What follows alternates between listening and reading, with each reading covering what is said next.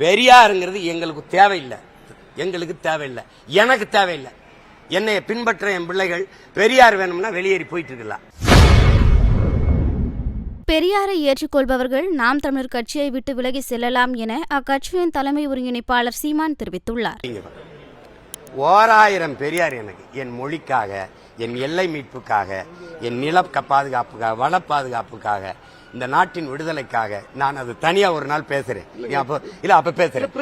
சொந்த பெரியார் எனக்கு 1000 இருக்கும்போது எங்கிருந்தோ வந்த பெரியார் இல்ல.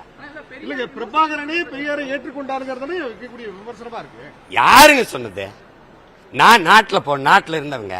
சுபாஷ் சந்திர போஸ் படம் இருந்ததுங்க, எம்ஜிஆர் படம் இருந்தது. எங்க பெரியார் படம் இருந்தது வீட்டுல? எங்க அண்ணன் என்னைக்கு இங்க பெரியாரை பத்தி பேசியிருக்காப்ல?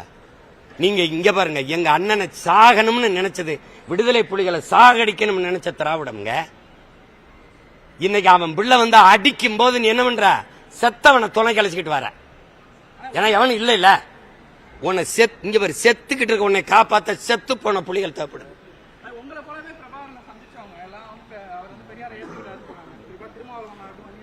உலகமே ஏத்துக்கணுங்க, நான் எதிர்க்கிறேங்க.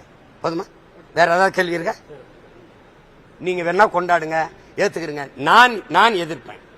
பெரியாருங்கிறது எங்களுக்கு தேவையில்லை, எனக்கு தேவையில்லை. என்னை பின்பற்ற என் பிள்ளைகள் பெரியார் வேணும்னா வெளியேறி போயிட்டு இருக்கலாம்.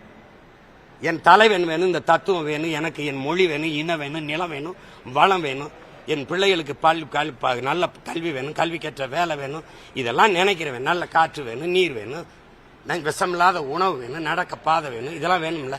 இப்ப நீங்களே இருக்கிறீங்கல்ல, ஏற்கனவே இருந்த விண்ணுறுதி நிலையத்தில் என்ன பிரச்சனை? உங்க நெஞ்ச தொட்டு சொல்லுங்க.